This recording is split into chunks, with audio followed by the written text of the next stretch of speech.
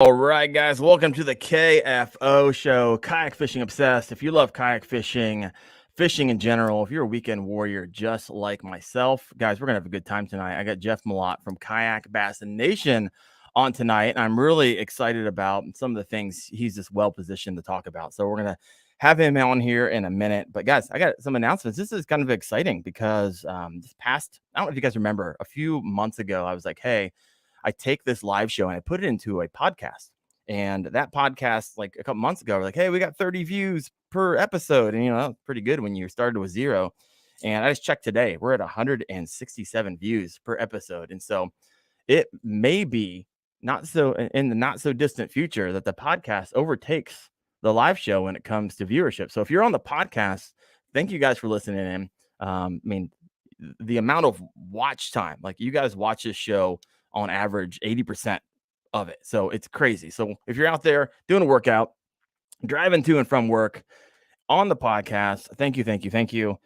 Guys, I got Jeff on tonight. Before we get to him, I want to thank our sponsor. We got US River Maps. Jeff, a different Jeff.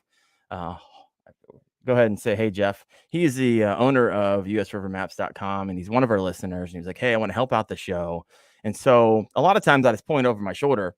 And for those on the podcast, you're like, I can't see anything, Daren. Well, sorry, go to usrivermaps.com. But it's kind of hard to see in detail. So tonight what I wanted to do is just share some up close. So if you love kind of river fishing, stream fishing, which I know has become increasingly popular over the past couple years. These are some of the most detailed maps out there, printed on canvas. The ink is an ink that lasts for 100 years, doesn't bleed. And so go check those out. This is State Ohio, and I know he has those all across the country and has actually done customs for people. And so thank you, Jeff, for bringing that value to the show. And here's a little code for everybody. All lowercase, if you're on the podcast, get the $35 off, and you get $35 off for that. All right. Well, this show is intended to be an interactive show. So please, if you have questions, I am monitoring those. And a lot of times in between our breaths, we will go and address some of those. If you got a question for Jeff, you got it for myself. All right. I've done enough talking and want to have the man on. Jeff, welcome to the show.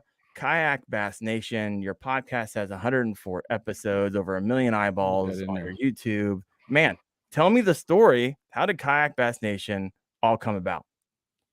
You talking about the podcast or the entire shebang? I just want to know.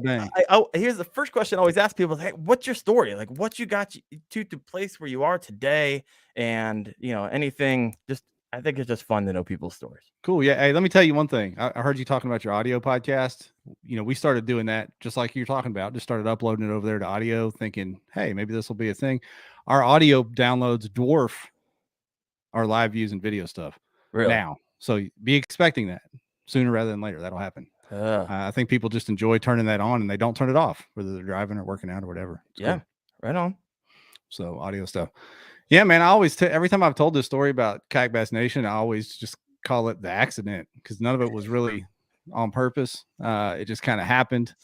Even the podcast. We just, myself and Ryan Lambert, if you guys ever watched I see some of the names in here. I think I saw some of those in the stream last night with our Keep Being Live on Mondays. We got together a few years ago on the podcast, and there was a guy doing a live stream. If anyone remembers, it was called Kayak Bass Live. Fell out in California. This was before StreamYard and everything else. We had to kind of piece together software to try to pull it off on Facebook. It was Wes Jones doing Kayak Bass Live. And we saw him doing that. And we had a Facebook group and a Facebook page that had just started growing. And we thought, you know what? Let's give it a shot. We'll try to do a live stream one night and see how it goes. And it was absolutely awful. I look back now. I mean, it was goofy. Yeah, I get it.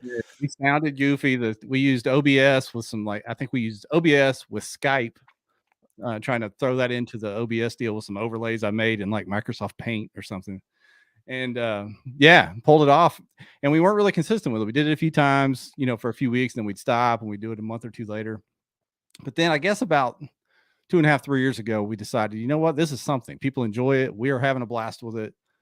Let's get consistent. Let's get on a schedule and let's really start pushing it. And here we are now. We have a great time every Monday night and have a lot of fun, have a lot of hot takes over there. So yeah, it's been fun growing the podcast. 184 episodes. When did you start that? KBN started back, I guess it's been 5 years ago now.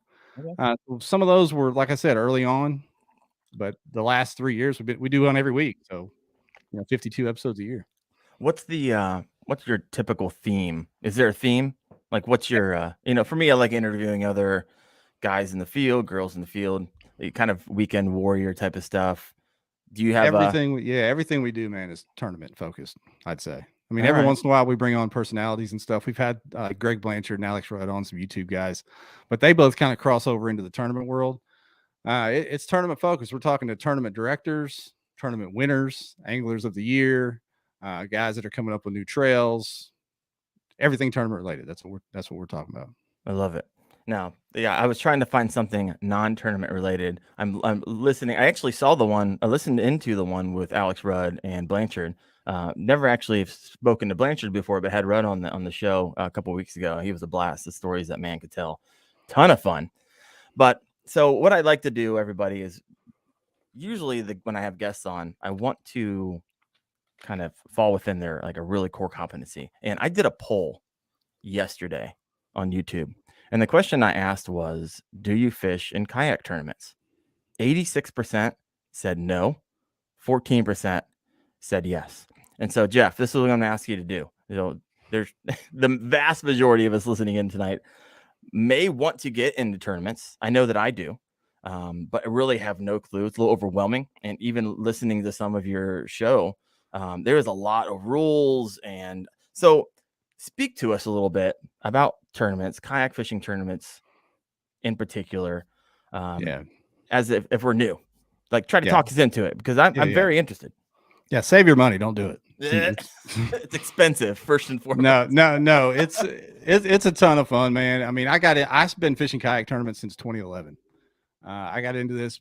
It's been 12 years now, and started fishing tournaments right away, way before the days of iAngler and TourneX and stuff. We were, digital cameras, not even using cell phones, and SD cards and laptops, and judging fish that way. So I've been doing this quite a while. I got into it because as I got older, I used to play a lot of basketball, sports like that. Couldn't do it anymore. My knees, back, everything else kind of said, no, you can't do that as much. And then kayak fishing, which I grew up in Ohio, like you, Daren. Oh, come on now. Stillwater Rivers, where I fished a lot out of a canoe and waded around up there, and had that background of fishing that way, and found kayak fishing, man. It was like, man, I got this physical activity, plus I already love fishing, and it's going to scratch that competitive itch. And that's how I got into the tournaments. So, the rest is history. 12 years later, I'm still doing tournaments. I used to run some tournaments here in Arkansas. I founded a couple of organizations here in Arkansas that are still going. I'm just kind of hands off with those now, but kayak fishing tournaments are a lot of fun, but they're not for everybody. And I got to remember that. A lot of times, every time I talk about kayak fishing on podcasts or whatever, I look at it through the lens of a tournament angler. But I realize that 90% of people don't fish tournaments, whether it's bass boats or whatever. They're just wreck fishermen. That's who spends the money. You get everybody that doesn't fish tournaments still buys the same baits, buys the same rods and reels or whatever, and spends all that money. But tournament guys, I look at it through that lens sometimes, and I try to open my mind outside of that. But if you're wanting to get into tournaments and you like to compete, it is a ton of fun. And I would recommend, don't get in online tournaments and all that kind of thing. And I'm not banging on people that like that stuff, but find a local tournament trail in a city near you and go to a captain's meeting, even if you don't fish the first one, and just meet some people in your local club, fish a local tournament for 20 or 30 bucks or whatever, and start there. Don't jump off and try to drive to, Florida or something and fish your first tournament, or jump in some online tournament where you don't meet anybody. Go somewhere and meet somebody, whether it's at a local club or regional club or whatever. Yeah. You're talking about just having a community at that point.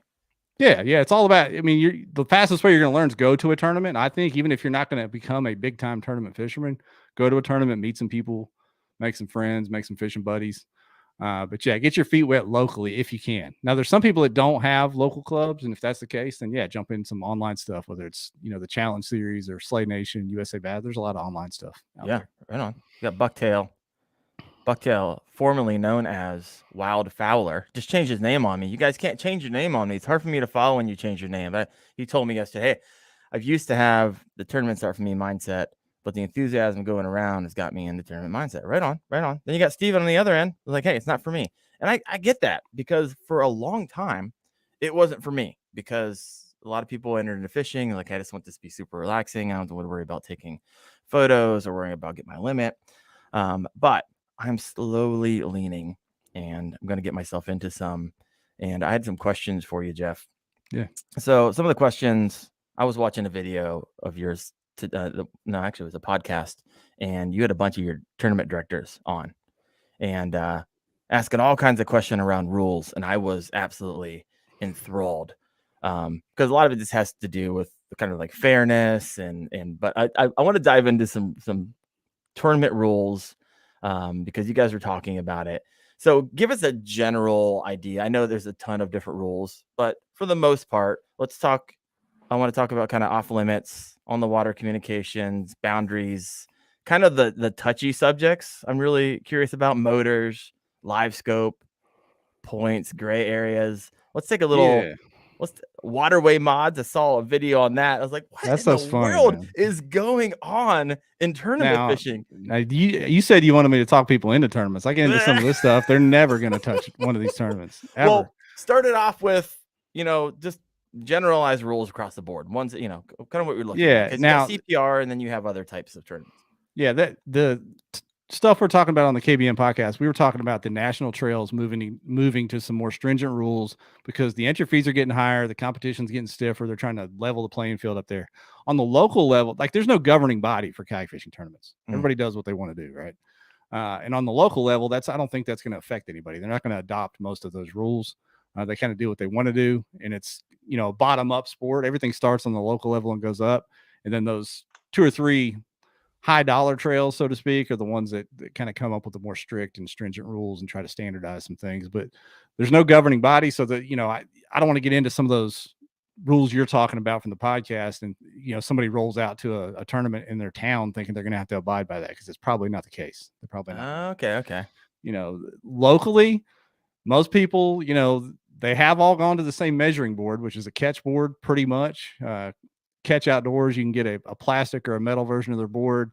That was the result of some shenanigans a few years ago with bending a hog trough. If anyone knows what a hog trough is, well, explain it for us. No, I can't. We can talk about that for an hour. Anyway, I heard the story. They're like pushing that thing down the bottom of their yak, right? I don't know who it was. Don't care. But I'm not a physicist or a mathematician. I don't know if crushing a fish down into the board gives you less length or more length, but this man made that board concave, and it caused an uproar. And he was right in front of the camera boat. It wasn't like he was hiding it. They were taking pictures in a big tournament. The camera boat was right there. Really?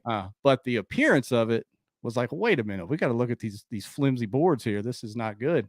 And that was the launch of everybody pretty much moving to catch boards. There's still some local trails that allow the hog troughs, but get you a catch board and you're safe everywhere. Get a catch board. Everybody is using apps nowadays. There may be some holdouts out there with the SD cards and stuff, which is cool. That's old school, but everybody's using apps nowadays. TourneX is the leader out there, and then there's some others that you can find on the app stores. Catch photo release. You already mentioned it. If you haven't ever done a tournament, we don't put them on stringers. Although around here, the first tournaments that ever started, that's what you did. You put them on a stringer, and a guy was in a flat bottom and would come around and weigh them like they do redfish tournaments. Really? Then you let them go whenever that boat came around. Yeah, if they survived all that. Just like being dragged around. They got let go, yeah. The next evolution was SD cards, and then here we are with these apps. But catch photo release, they go by 1/4 inch increments. Usually there's a minimum length, 10 inches, 12 inches, something like that, depending on where you're at. Usually 8-hour fishing days, man. First light till 2:30, 3:30, depending on where you're at. Pretty simple. I mean, pretty simple stuff. Each trail has little nuances that are different, but the usually any public access is the water you can fish in your local tournaments. Okay. These national trails, which you already mentioned, some of the rule changes, they're going to define launch points, which means they're going to tell you where you can launch from. There were some reasons for that too. Let's have some fun. I want to take a little dive into those. All right. So, just because I was fascinated by it, I think our people will be too. So what was the issue with launch points? Well, it's been the Wild West, man, with kayak fishing. It's grown very fast. Like I said, I started kayak fishing 12 years ago now. I told you I wasn't a mathematician. 12 years ago, 2011. And there weren't very many large organizations, number one, and all these apps and all these tournament orgs didn't exist. Everything was pretty much local. Then a few years after that, KBF kind of got off the ground with an open. Hobie got off the ground with some opens, but the rules are fluid. Every year there's something changing, and there's been, like I said, no governing body. So it's been just whatever, the Wild West out there. And the thing that's ruled for years is public access. You can fish anywhere you want, public access. Well, there's some creative people out there. And if you're talking about being competitive, right, people are going to push the gray areas of any rule that you write if it's not clearly defined. And no one's been found to be illegal, this last year or two, but they're way off in the gray areas, 25 miles. Let's say there was supposed to be a tournament on Beaver Lake, my home lake right here. All right. There's anglers fishing 25, 30 miles, 40 miles off the main lake, up tributaries that do connect to the lake, not in violation of the way the rules are written. So that, made a lot of folks upset, and they called for standardization of rules because, hey, let's all at least, let's not go play the Masters on Augusta and then one guy gets to go play the 9-hole par 3 down the road there. We all got to be on the same course, right? So that's where a lot of that came from, I think. Huh. Now you said that earlier. I want to circle back on that. You said that you started up some things, but you kind of stepped aside or still lightly involved. I'm curious on the reason for it. Did you do this full time? What, kayak fish? Yeah, Kayak Bass Nation, all that stuff. No, Lord, no, man. I got a real job. I just do this for fun. So this is just like a part-time. Yeah, me and Lambert, we got real jobs. We're both actually professionals as much as we act silly on the podcast. We're professional people. All right. Yeah. No, I don't. All I did, I started our trail here in Northwest Arkansas, and then was part of founding our state championship, which is still going. But no, I've kind of taken a vow of abstinence from running tournaments because it is a lot of work and thankless work. Yeah, I was listening. You had 3 of your directors on, and they're in it to win it. And when you ask them, like, should you do it? If tell someone if they're thinking about doing it, and like, oh man, you got taxes you got to worry about. You got laws you got to follow. It's a labor of love. Growing something like that and growing a tournament series and being a tournament director, hats off to everybody that does it. If you know one of those guys, buy them a beer or cheeseburger or something, and because it's hard work, especially locally where they're not getting compensated for it. Yeah. I mean, if it's strictly volunteer, it's still a lot of work. So, thank your tournament directors. It's great stuff. And it's still very rewarding. I'm kind of making a joke about never wanting to run a tournament again. I loved it. I mean, it was very rewarding to see that product kind of come together, be looking out there on the patio at the Mexican restaurant and seeing 50, 60, 70 people all having a good time because of the event that we put together. And it's a rewarding deal, but it is a lot of work. So thank you, TDs. Well, guys, if you have a question for Jeff or myself, go ahead and throw it in big giant letters, question, so I can see it. Sometimes these go by or Jeff and I get in their conversation and we can't necessarily follow. So please go ahead and do that. That'd be awesome. Yeah. All right. Can I respond to Gramps' comment? I just saw it down there. Which one? He said Russ and Cody will still catch him regardless of launch point. I don't even know what that means. Well, Russ and Cody, Russ Snyder's who won the KBF National Championship. Cody Milton was right behind him, won the AOY for KBF. They were way, way, way off Kentucky Lake when they won it, and we're allowed to be. There's nothing wrong with what they did per the rules. And I'll tell you this, he's 100% right. Those guys are straight hammers, and they will win as many tournaments as they did before, if not more. I mean, they're tremendous anglers. That's not the issue. I don't think anybody's accusing them of that. If anything, I think the new rules will legitimize people's victories even more. There'll be no under the breath conversations about, well, they wouldn't have won if they weren't up in a creek in Indiana when they're supposed to be in Tennessee. I mean, that's not going to be the case anymore. I think it puts more legitimacy on your wins by kind of bringing it all in tighter, more standard rules. Yeah. I mean, I was listening to some of the options out there. I mean, if you want tighter rules, you can get there. With the technology that we have today, you got, you can circle within the areas, launch points, define launch points. There's a lot of different options out there to define it. But most guys just really just want to be a part of something and relatively fair across the board. Now you did have I've heard this even non. Let's talk for a second LiveScope and an interesting video that you had on AI, which I thought was kind of fascinating, kind of a futuristic video That's about. wild. And then my question is, I started thinking, okay, how does AI intersect LiveScope technology, and what could that potentially look like in a decade? Because we've come so incredibly far with just fish finders in general. I mean, can I just show up to a lake in 10 years and be like, go find me fish? That's right. It's like Take me to the Alexa. spot with the most fish, or where it used to be, because everyone's using AI. I mean, so tell me a little bit about the AI video that you did, and tell me just your thoughts. I mean, we're talking conjecture into the future, things that may not Sure. even be created, or stuff that is created, but when it's connected, could be good, could be really bad for the sport. Yeah, I don't know. I mean, I'm not Randy Blockett. I'm not going to get here and start railing on LiveScope and stuff, even though I don't have it yet. And it's because I could easily have it, but I don't want it yet. That may be at my own detriment, but I don't want it. Okay. But I got on. It was one of the Think Media videos. I think, Daren, you were talking about Think Media before we went live. Oh yeah. They were talking about ChatGPT, which is the early stage AI stuff that's open source. You can go check it out. And I thought, well, hey, let me go take a peek at that and see how that would apply to fishing, because ChatGPT, it's on a website called openai.com, I believe is the name of it. There's colleges and high schools and everybody else scrambling to how to deal with that, because it'll literally write a kid an essay and be original, not plagiarized. It'll come up with different words each time. I mean, you can have a YouTube script written or whatever you want. It'll do it for you. Now I'm talking. It's not, I'm gonna go find that now. Yeah. Now it's not, it's not 100% accurate all the time. They say it's like, I don't want to misquote what the guy said, but like bachelor's degree level or master's degree level education, if you were asking somebody this question, and if they're not a subject matter expert in the field, then maybe it'll be a little bit off, but it's pretty impressive. So I went over there and did a video where I just started asking it random questions about fishing. Like there's a tournament on Caddo Lake coming up for the Hobie series in March. And I said, how do I catch largemouth bass on cypress trees? And ChatGPT, I can't say the word. It starts doing its Skynet thing and starts spitting out numbers and letters on the screen there. And sure enough, it told me what depth to target the trees, what baits I might want to throw.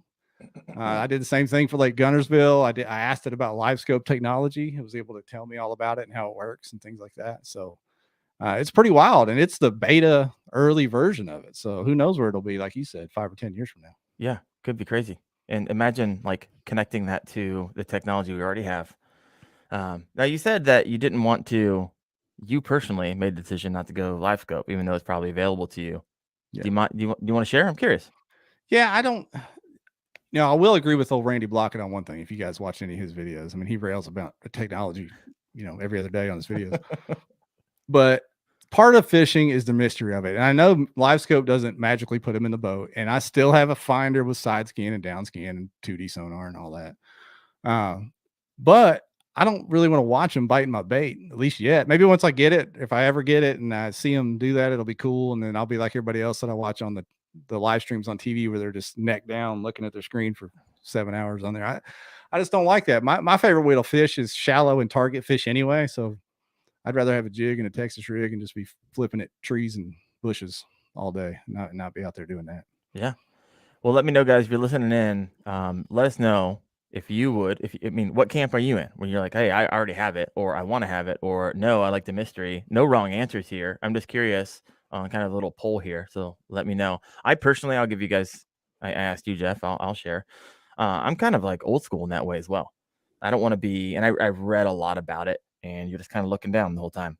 And it's part of the beauty of being out in the water, at least for me, is just enjoying everything around. So I think that would ruin it for me. But you know what? We'll fast forward 5 years. I might change. So we got a no LiveScope club from Steven, which makes sense because Steven doesn't want to do tournaments either. Yeah, here's really my hope is that everybody gets it. Everybody gets it. More people get it, and they just keep going out fishing in 50 feet of water, trying to get those suspended fish. Just get out there and chase them, and leave me alone over there with my laydowns on the bank. I'll be all right. There you go. So we got Steven, no LiveScope. We got mainstream, shallow water power fishing. We're going to run into each other mainstream. Bucktail, pretty careful not to overcomplicate. Suck the fun out of activity. I need to tech up a little bit though. I got it. Let me see. I don't care for the active imaging. I like the thrill of the surprise. Yeah, this all makes sense to me. Oh, we got a question for fishing with Gramps. Here you go. I know you run autopilot. What old time kayaks do you have? I believe you're on the pro team, right? Yes, sir. All right. And I think Gramps is JT, right? He's on the pro team now. Yeah, too. he's on pro team too. That's my teammate there. Fist bump. That's my teammate. Yeah. Yeah. This year, so my favorite old town kayak ever was the Big Water PDL, which came out in 2016, or the Predator PDL, which came out in 2016. That was my first pedal drive kayak. I bought the thing. I didn't get thrown on the old town team then, but I was on the team shortly after that. And I've been running either the Predator PDL or now the Big Water PDL since the rebrand since then. I just unloaded my Big Water PDL and I will not be running one in 2023. I also unloaded my autopilot this year. Whoa. I've run an autopilot the last couple of years. Whoa. And I'll tell you why. Grandpa's gonna hurt a little bit. He loves his I love my autopilot. I absolutely love it. But I just told you I didn't want LiveScope. Right. So I went this year. I'm going to be running a couple of boats, but my tournament boat is going to be the Sportsman 120 PDL. Okay. Because of the hull design and how flat it is on the bottom compared to that concave shape of the Big Water. I can get shallower, I think, a little shallower draft. I can get up in some skinnier stuff. And there you go. I can fish shallow and stay away from the live scopers out there. That's my plan. And I can turn a little better with the shorter boat. So going into the history, being you've been doing this for a while, what are some of your older kayaks when you first got into it? Like, give me the progression of your fishing kayaks. And was there ones that you're like, oh man, I wish I still had that and I offloaded it, or no? I'll tell you, man, it's still a good. I don't even know if they make it anymore, but 2011. I used to bass fish with my father-in-law. I lived in Hot Springs, Arkansas. I never bass fished growing up in Ohio. I just junk fished on the still water there in Dayton. Oh yeah. Cat fishing and just wading around, clowning around in the river. Didn't know what I was doing. Well, when I was in the military, met my still wife to this day, going on 29 years this Friday. Oh yeah, man. Yeah, that's awesome. And when I got engaged to her, got married, my father-in-law basically said, "Okay, if you're gonna be in this family, you're gonna bass fish, you're gonna play golf." And that's it. I said, okay. And I had a set of Ben Hogan blades show up in the mail to play golf. And we were still stationed in North Dakota. And when I got down here, he threw me in the boat and taught me how to bass fish. And I've been bass fishing for 29 years. But when we moved to Fayetteville, Arkansas, where I'm at now, he was my boater. He had the boat. That's who I used to fish tournaments with in the boat. So we moved up here in 2011, and I just kind of happened on I think it was a Kayak Angler magazine in like Books A Million or something. And I said, you know what? That's still around. Books A Million still around. Yeah, I was like, that's dope, man. I think I could do that. I grew up with the canoe on the Stillwater. I didn't really bass fish, but now I do. And there's just kayak fishing. So I got online and found it's now defunct, but Austin Canoe and Kayak. And I ordered a couple of boats from them, just straight up, sight unseen. Ordered a Ride 115, Wilderness Systems Ride 115, and a Tarpon 100, so that I could take my son with me. He was a teenager then. So 2 wilderness boats, man, and I was car topping them, and I was just king of the world. Oh yeah, didn't know what I was doing, but man, I love both those boats. Yeah, Tarpon 100 is the only boat I've ever flipped, though. On purpose, accident? Nah, it was my fault. That was completely my fault. What happened? Well, it's a funny story, man. I was on my local lake there by the house, fishing a frog, and a real weedy. It's kind of a small lake where the water runs off from the golf course, so that fertilizer just makes it full of moss and slop, as you can imagine. Okay. And I was fishing a frog back there, and hooked up with a pretty good one, and it took me down in all that muck, and I was kind of pissed and went over there and thought he was gone. I was just trying to get my frog back, so I lean over a little bit, and I'm digging around in that muck to get the bass or get my frog back. Well, that bass is still on there. I pull off that last clump of grass, and that thing came at me like a crocodile and scared me to death. And I went out the other side of the tarpon, flipped it over. Boom. Yeah, I was standing neck deep in moss and algae. That's awesome. Yeah, hopefully no one was around though. No one saw me. It was just me. That was before GoPros or anything.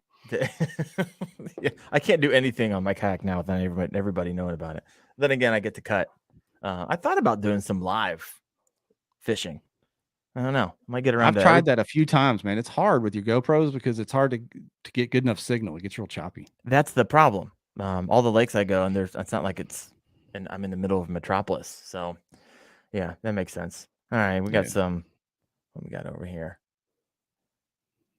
What's Gramps have to say? And I see all the tournament directors working to share rules across the board.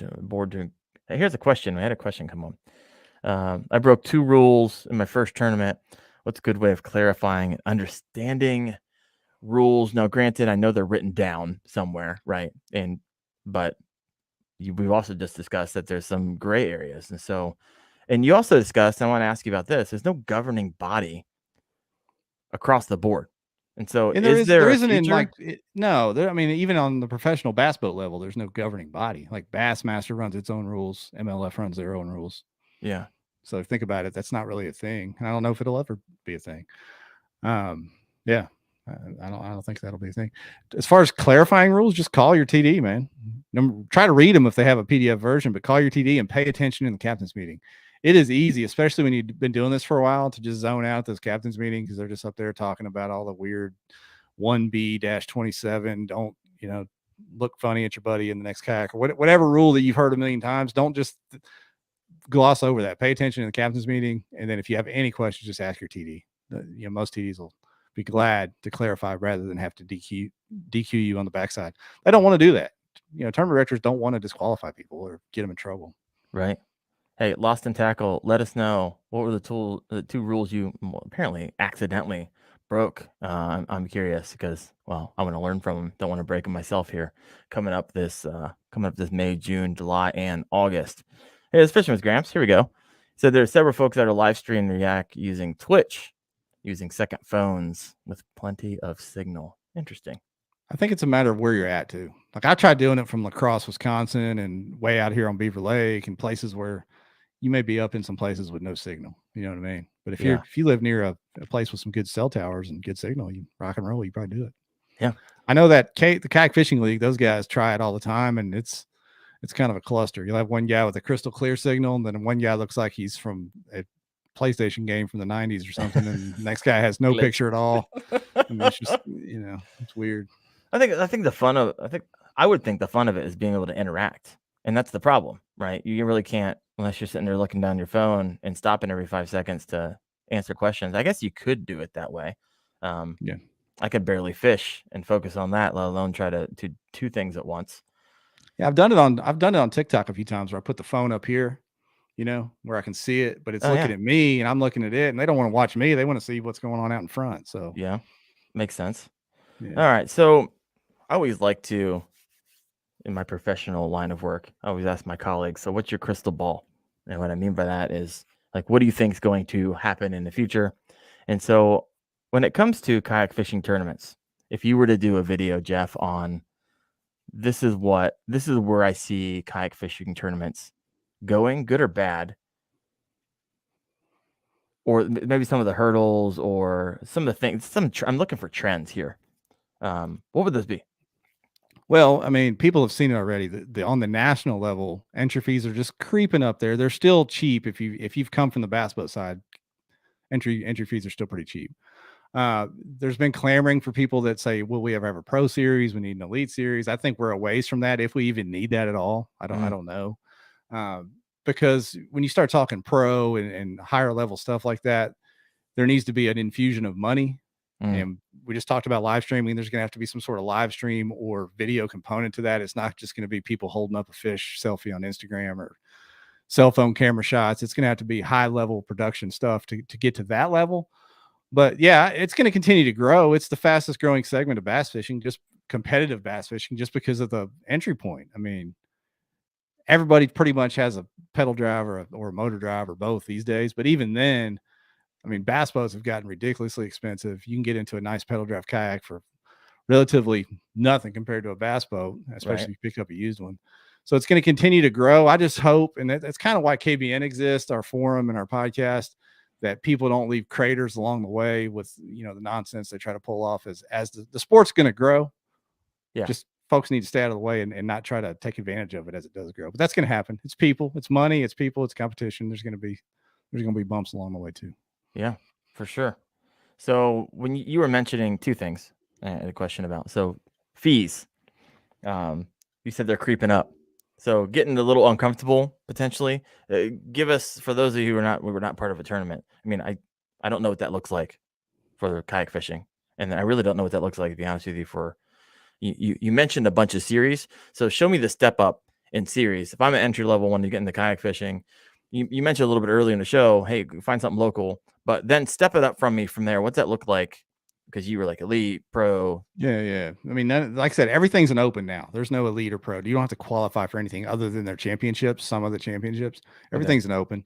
But on the local level, you're probably looking 30 to 60 bucks, depending on what trail you're dealing with. But then after you get outside of that, KBF, they run, and I'm going to misquote this because to me it's still complicated. They have at least three events in the same weekend. I think still maybe four, like $125 each, and then one of them's $200. So if you combine all that that ended up being $350 or so. But if you just want to enter one of their events on the weekend, I consider that more of the first step, which is $125 for a trail event, KBF trail event, $125, solid payout if there's a high number of people that sign up. Yeah. The All American Kayak Series is in the 165 to 185 range, depending on if you are a member or not.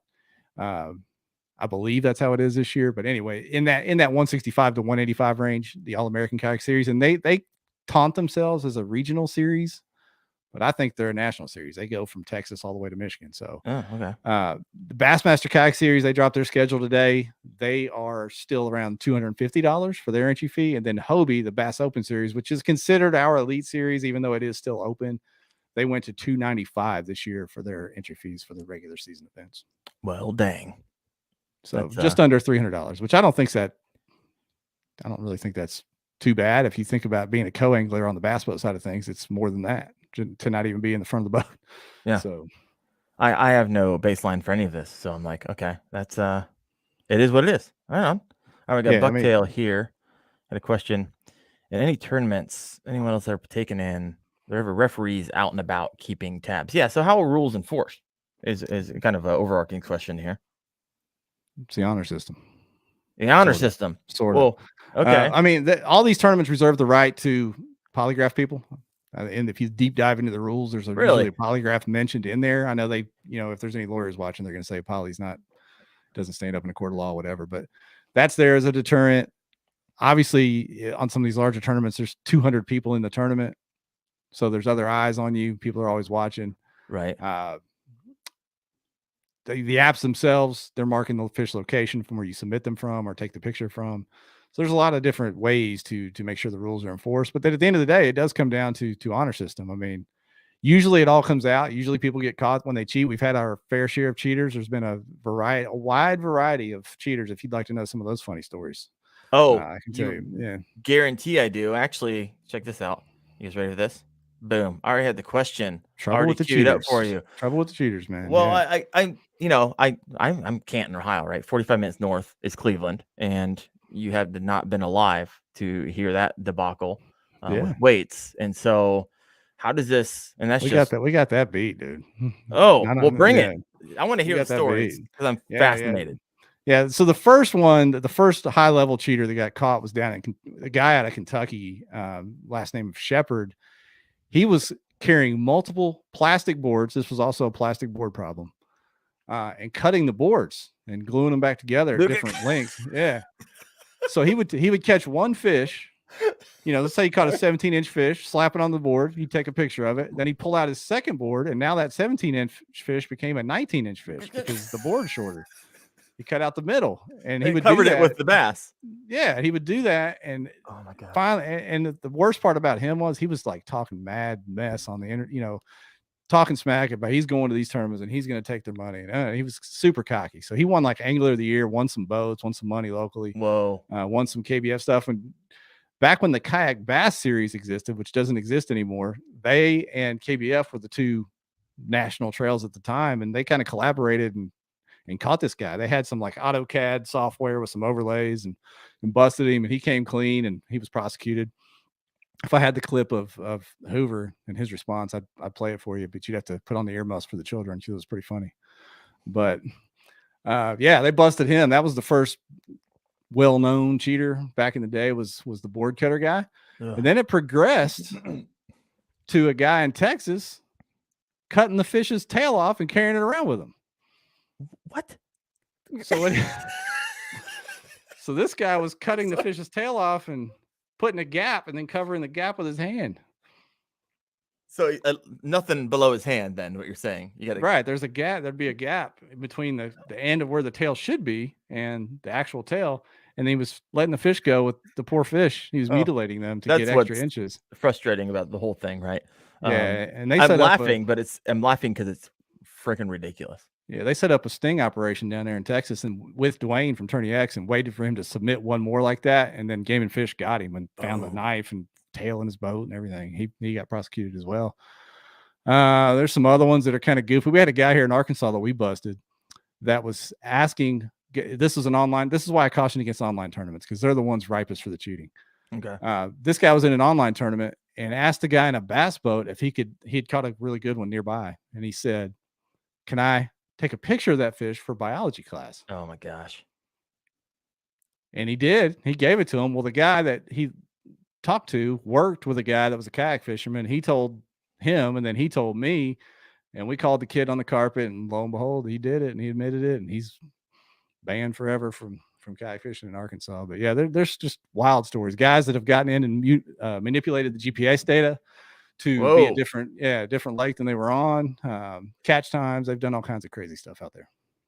So what are some of the preventative measures out there now to help, as cheaters come up with more and creative ways? What are some ways that, TourneX and all these other places are trying to cut down on that? Yeah, like Dwayne, his pictures have a watermark on them, which helps with trying to put doctored photos in there. You're talking about TourneX? Yeah.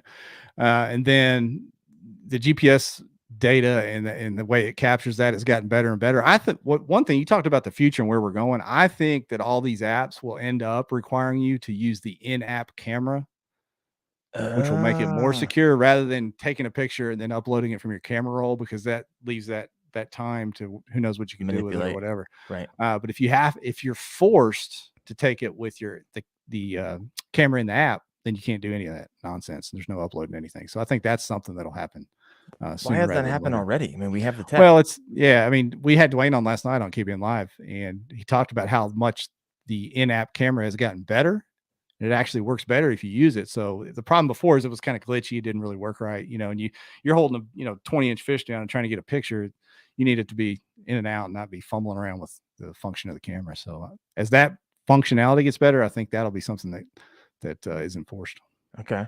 That makes sense. Yeah. Steven thinks it's a good idea. Yeah. Great idea. Polys and things like that. And then of course our forum, Kayak Bass Nation. If you cheat, you're done, because we will blast you. The tournament organizations are they try to be professional about it, but we don't. So you get strung up in the public square if you're a cheater. Yeah. That's unfortunately what you're known for life, right? You can't walk around anyway. So don't do it, obviously. So where are the shortcomings at? I'm not asking you how does someone cheat? But what you made mention of, especially with online, people be able to do, technically I could think of a couple ways already if people wanted to game the system. And do you ever get over that, especially when you're kind of on an honor system?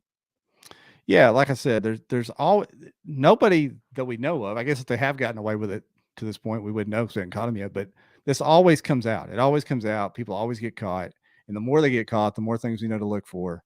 And then at the end of it, we're in a competition, man. And I don't know. As a competitor, I couldn't sleep at night if I was doing some shit like that.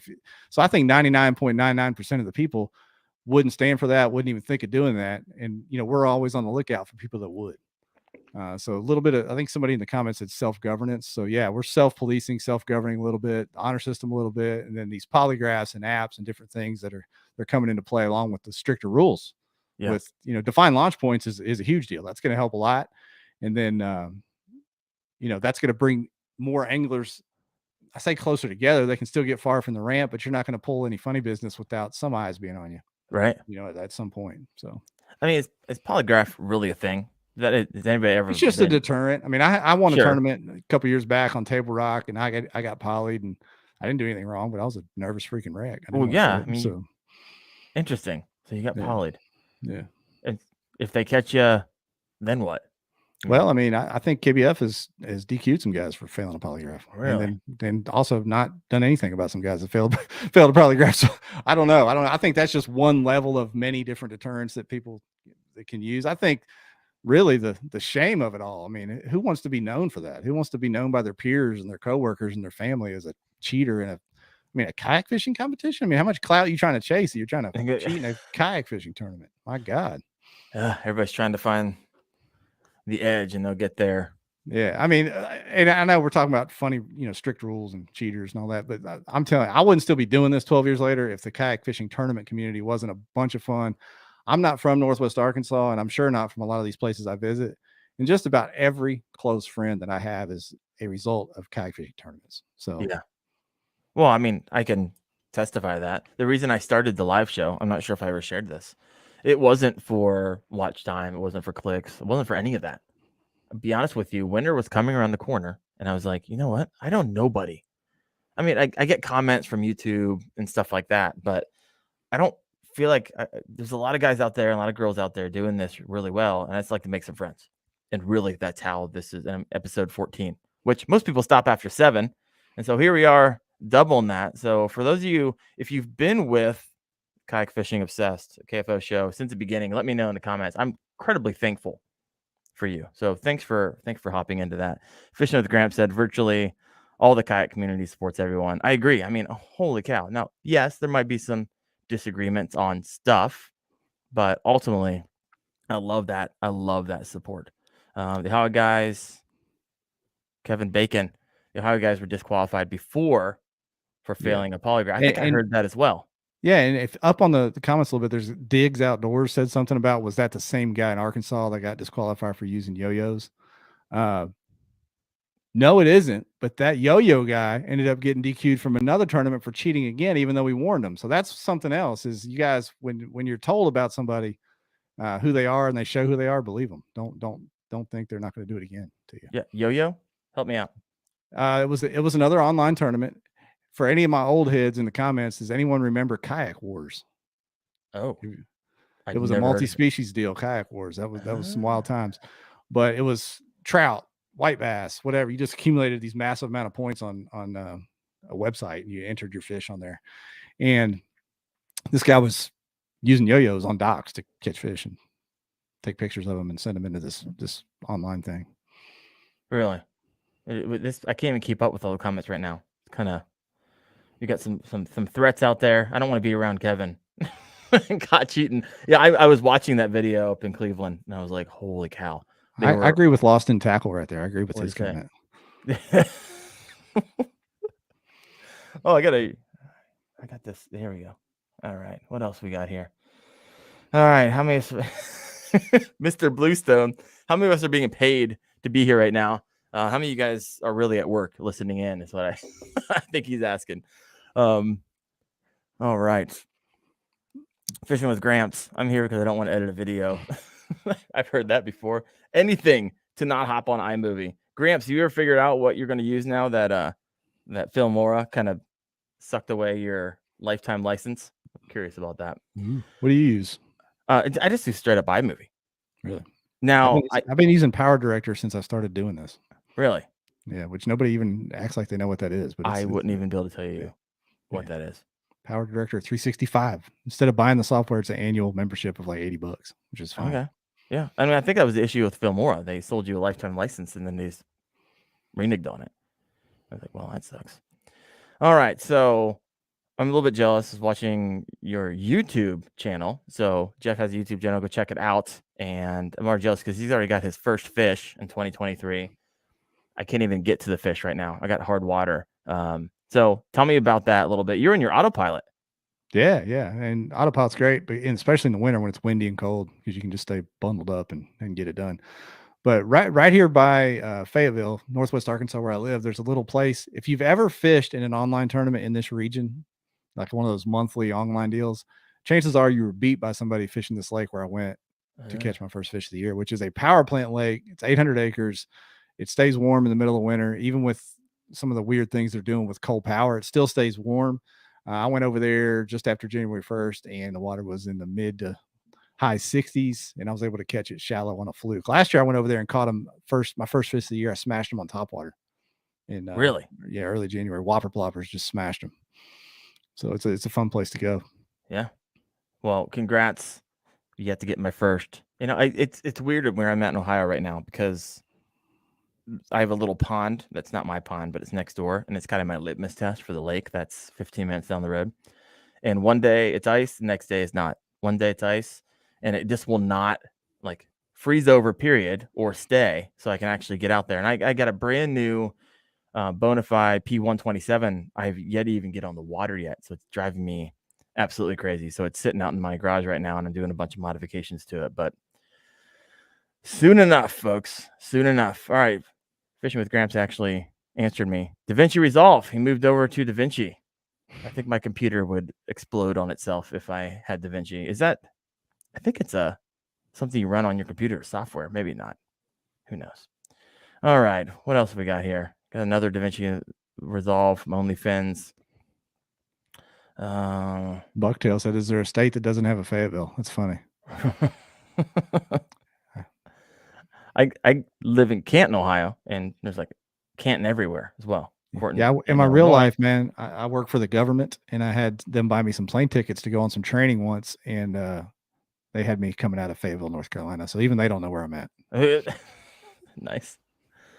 All right, John, need a walkthrough vid once the Bonafide is ready to go. I got good news for you, John. Head over to my YouTube channel. I already did an initial walkthrough on it because I did a ridiculous amount of research on the P127. I'm a pedal guy as well, maybe a little bit like you, Jeff.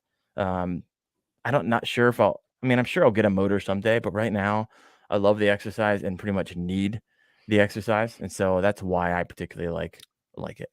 Yeah, is that Bonafide? Is that the native drive that's in it? Basically, it is. That propel drive. That is my favorite. I think freaking bulletproof. Yes, I'm a GS, Gramps. I'm a GS. I don't know what that means. Government employee. Oh, gotcha. Ways to go. I work for the VA. I work for VA healthcare system. Oh, okay. Right on. Trying to make it better over there. We have a great one here, but I'm trying to make it better over there. Awesome. All right. Well, I got, we're coming down to the last final minutes of our show. If you have a question about anything or unrelated topic for Jeff, go ahead and throw that in the comments. We'll circle around and end on those. But Jeff, I do something like the lightning round. I like to do sometime in the midst of the show. I always say one word answers, but usually goes off the rails really quick. But I'm curious. Here we go. You ready? Favorite KBN guest ever? Did you ever hear of the Dark Waters podcast? No. It's down to, he doesn't do it anymore, but I think Josh Smith would be near the top of the list. He's one of the funniest dudes we've ever had on there. Josh Smith or Jeremy Hughes, both hilarious, but there's too many to name. We've had so many great guests on there and have a lot of fun, but Josh Smith, find the Josh Smith episode on YouTube somewhere. You'll have a good time. What happened to the Dark Waters podcast? Yeah, he got busy doing something else. I see Armando. You're one of our favorite too, Armando. Not leaving you out. He just stopped doing it. He got busy with life. I mean, he's a veteran himself. He's been out of the military for some time, but he got into doing some jujitsu. I can't say it right. Karate. He's doing some karate, and he's got some kids at home and things like that. So he just stopped doing it. I don't even know if he's kayak fishing anymore. But Josh is a great one. Hilarious episode that was. It's interesting, especially in the podcast world. I'll type in like a top kayak bass, kayak fishing podcast, and it'll show one from like 3 years ago. And dude did like 12 episodes, and it's still like ranking. How do podcasters stick around for a while? I see a lot of that. What happens? Just not fast enough growth? It's work. And it is work. Just like YouTubers in general, man. I mean, Ryan and we haven't been the best, but we've been consistent for the last few years, and the growth has snowballed. You know what I mean? So I think it's just sticking to it, just like anything, being consistent. I mean, that's a YouTube story, right? And most people don't have that crazy, hey, I posted one video and I have 100,000 subscribers later. A lot of these guys and girls have been doing it for 5, 10 years. And we look at them now, we're like, oh, they must have had something. No, they put it in the work. I mean, I treat it like a part-time job. And you got to like it. I mean, if you don't like it, you'll stop one day. Yeah, stop one day. So That's true. So what do you mean? What are you guys looking for? I was talking to the Paddlers playbook. I think they just hit 100,000 plays. yeah. What's KBN look like? I'm curious. We're well above 200K now, but yeah, I mean, it's still great. The audio thing just kind of floundered for a while, but it's really taken off this last year and a half. The audio's, growing fast, but it's still a niche inside a niche. I mean, bass fishing is a niche, and then kayak bass fishing is an even smaller niche inside that niche. So it's never going to be pulling, giant numbers, but it's very targeted, and we're thankful for everybody that does download it and listen. So yeah, and especially the folks that come on Monday nights and mix it up with us. We have a lot of fun. Yeah, when is your show? Every Monday night, 7:30 p. 7:30 Central. All right, guys. If you liking what you're hearing already from Jeff, head over there because there's more nights of the week outside of Tuesday. So you guys were on last night, right on. Yeah, last night we had one of our biggest shows last night. Our biggest YouTube audience ever last night. It was fun.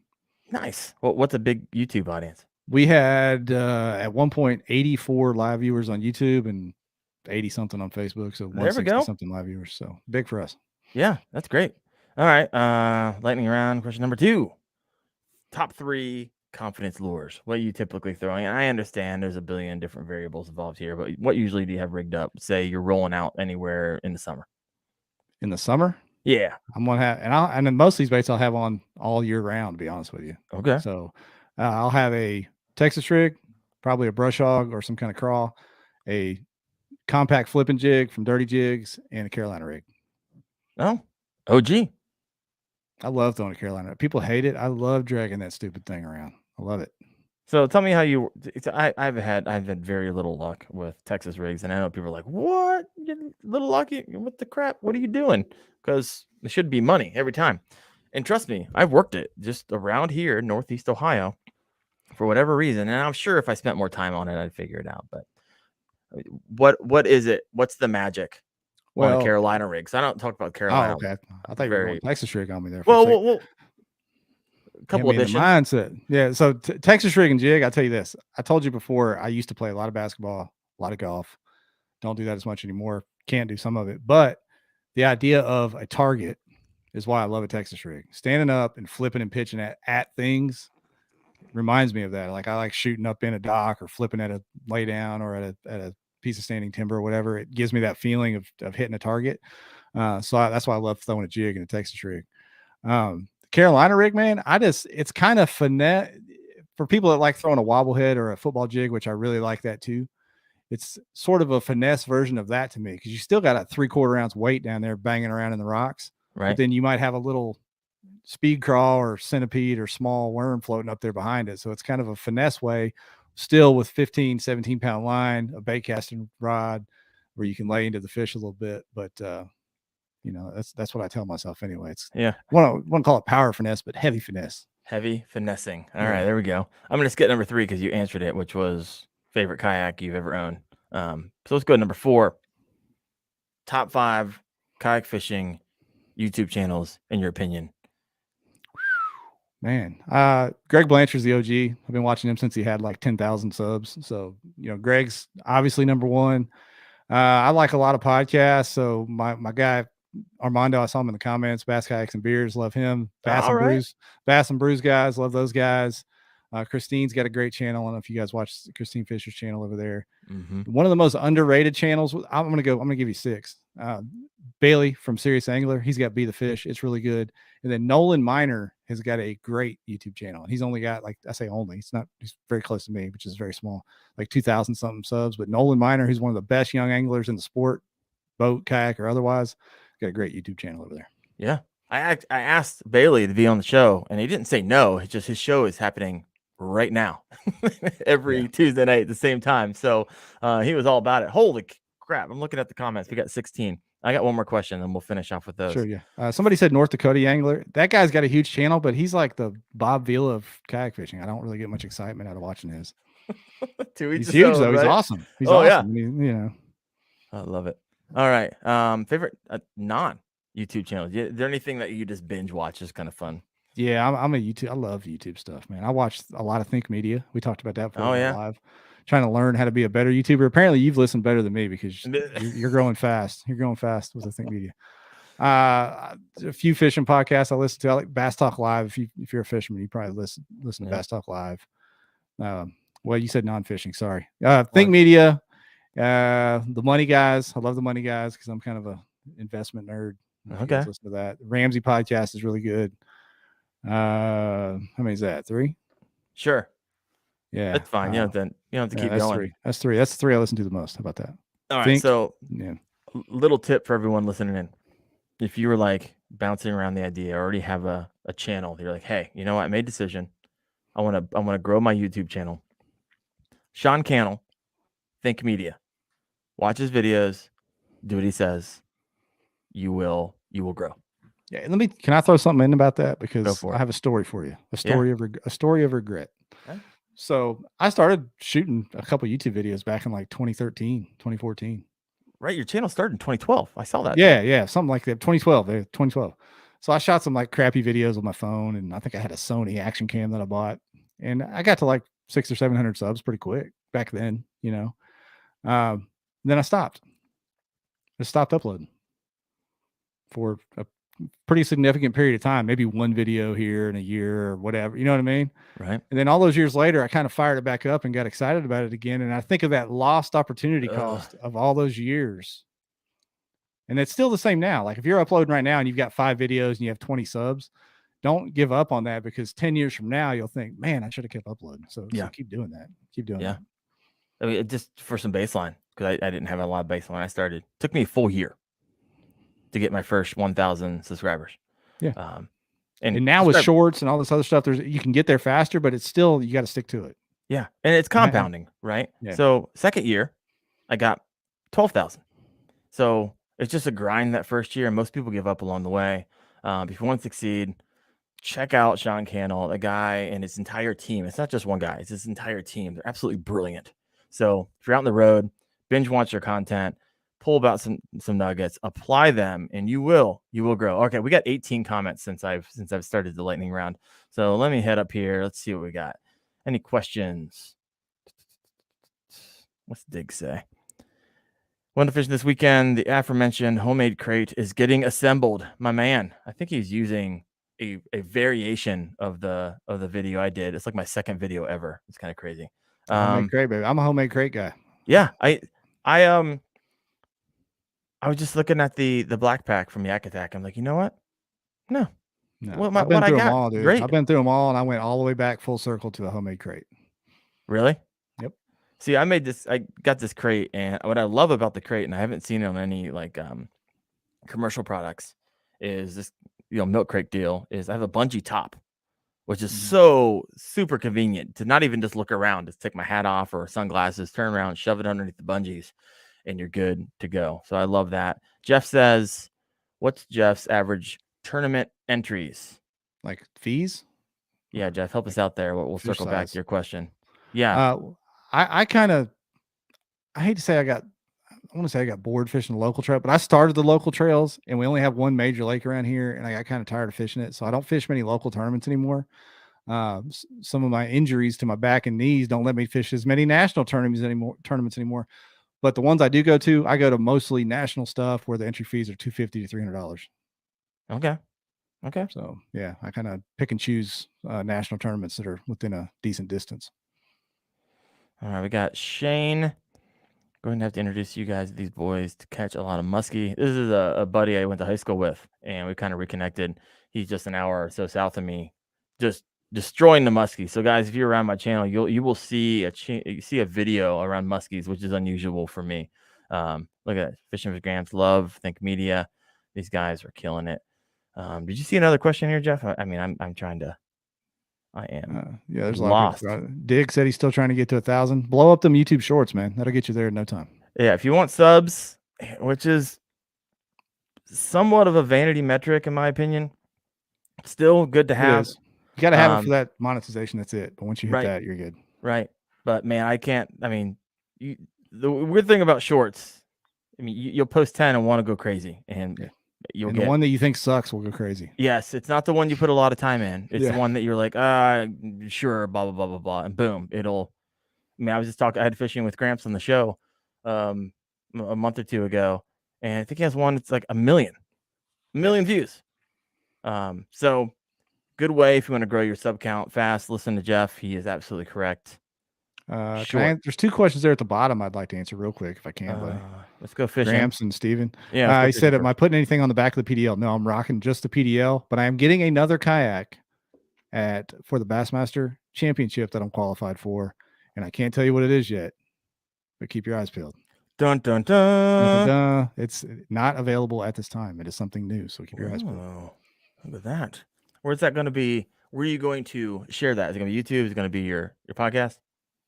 Well, Old Town's that's up to them. They're going to drop that bomb when the product debuts. So there you go. All right. Stay tuned. Hit that sub button. You will if you love that type of stuff. Yeah. And then Steven asked what kind of back issues I have. Just some long history of overuse and injuries of my lower back, and it does limit my time in the seat, which is why I love my Old Towns. I stand up half the time at least. Yeah. Ron, first time I seen your name pop up today. Welcome to the show. Lights, no lights. Like running lights? I believe so. No. Now, a lot of people put those green and red running lights on their boats. I think that is a terrible idea because you get mistaken for a boat that can get out of the way and you cannot. Because all kayaks, even if you think you're fast, you're slow. So in comparison, absolutely. Yeah. So just put a 360 light on there and be good. Don't rock with those red and greens. Oh. Well, guys, if you have not yet done so, please head over to Jeff Malott. It's Malott, right? I got that right. Malott. Since I was in elementary school, it's Malott. Really, it's Malott. Hit that sub button. Interact there. Also, if you're looking for a great podcast, head over to Kayak Bass Nation. And so they have, if you want to binge, got 184. You got a lot of work to do, folks. But thank you for showing up. I'm excited about next week. Same bat time, same bat channel. Jeff, thanks for showing up to the show, brother. Appreciate it, man. Thank you for the invite. All right, everybody. See you next week.